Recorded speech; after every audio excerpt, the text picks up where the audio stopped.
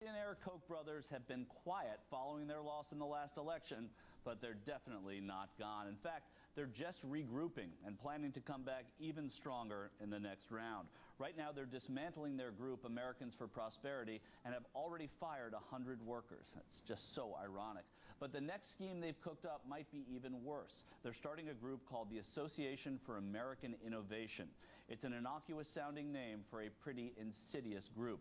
They plan to go after state legislatures, which they see as low-hanging fruit, to push laws at the local level that they wouldn't be able to get through nationally. Things like union busting, eliminating the income tax, and gutting environmental regulations. And this group is a special kind of nonprofit, a 501c6, which means not only does it not have to disclose its supporters, but it will only take funding from corporations, an exclusively corporate-backed group aiming to take over a state legislature near you.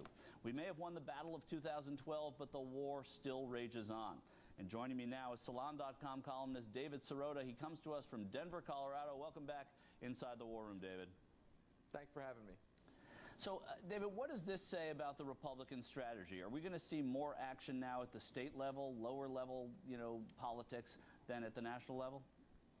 Well, look, for years, the Republican Party and the conservative movement has invested in the local level, below even the state legislative level, all the way down to the school board level. And so I think that what we're seeing with the Koch brothers in particular is a kind of back to basics for the conservative movement. It's something that, frankly, progressives have been belated on. I mean, we've done a better job, I think, in recent years of focusing more locally.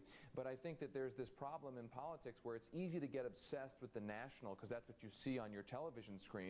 But for really years and decades, the conservative movement has focused all the way down to the dog catcher level. And so I do think you're right. I think we're going to see the conservatives go right back to where they started in building their movement since the Reagan Revolution. In a strange kind of way, in an ironic way, they are really the grassroots builders. They really start from the very bottom and see it mature and grow up. And that is very dangerous when you think of what kind of legislation they're trying to push through. So President Obama has also formed a new 501c4. This is Organizing for America. This is the kind of Karl Rovish group that had liberals up in arms before. Should we be concerned about that? Well, here's the concern on that, is that, look, there's a distinction between a presidential candidate, or really any politician, and an actual movement and movement organizations. Turning a campaign that's essentially organized around the cult of personality of one politician, in this case Barack Obama, trying to turn that into an organization that's focused exclusively on issues, on principles, regardless of those issues' impact on a politician, that's a hard conversion. And I think that one of the problems on the left right now is conflating movement building with a campaign for a particular politician. The difference is that when you build a movement, you're willing to hold any politician's feet to the fire if they get in the way of the agenda at hand. You can't really have it both ways. You can't have a candidate organization that is also masquerading as a movement. You have to make a choice. Yeah, I guess, though, that there's this feeling that you can't get any of those things done unless you have the candidate in office, that there's not success from that candidate. So I think Democrats have started to say, hey, wait a second, we have to elect the presidents, the senators, whoever it is, in order to get these things through. And that's what the Republicans are starting to see, and they're seeing that the Democrats have had more success lately. But let's move to another issue, and then we'll get back to cults of personality in a second. But, the progressives are fired up about drones right now. And a new Salon study finds that liberals are more likely to approve of drones when they're told it's an Obama policy. What does that say to you? Well, that goes back to what we were just talking about. This idea that movements, that citizenship is effectively organized around individual politicians. So in that study, you see that on the principle of the drone war and of a president asserting the right to execute American citizens, on the principle where many liberals and progressives are without knowing the politics of the situation, many liberals say that that's not necessarily acceptable. But once the politician is invoked, because our politics are so organized around individual politicians, suddenly the position on the principle changes. I think this is a disturbing commentary on how we see how politics should be practiced at a citizen level, as opposed to a politician level. And by that I mean, as a citizen, how do you organize your own activism? Do you organize it exclusively around a politician, no matter what that politician does, or do you organize it around a set of principles? Yeah, I mean, it's interesting. The whole idea of it, because it's a damned if you do, damned if you don't. I mean, you can't get, like I was just saying, you can't get anything done unless you have your man or woman in the office.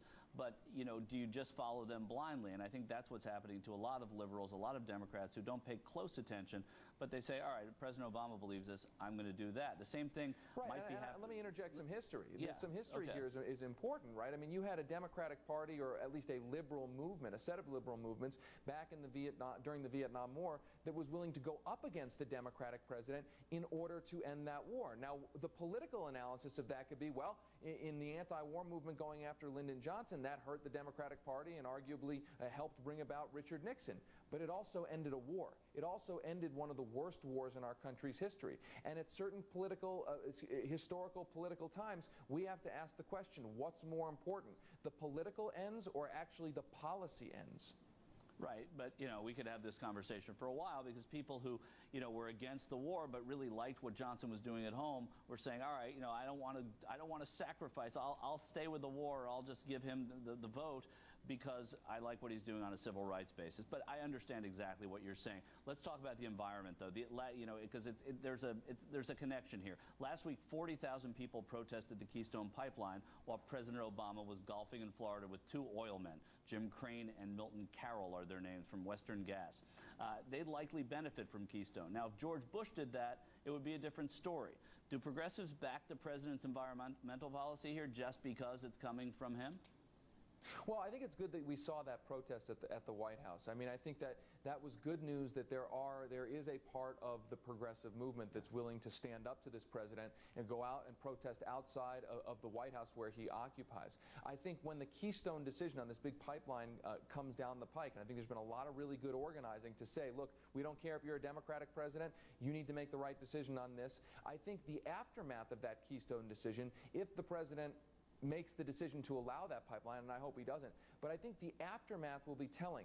Where will the progressive movement be if a bad decision is made? Will it be in a posture to say, this is not acceptable, or will it go along to get along? Yeah, and one of the other things to watch there, obviously, is whether or not the president balances out allowing the Keystone Pipeline with some executive action on climate change to sort of give a little to the environmentalists. David Sirota, always smart stuff. Thank you. You can see David at salon.com.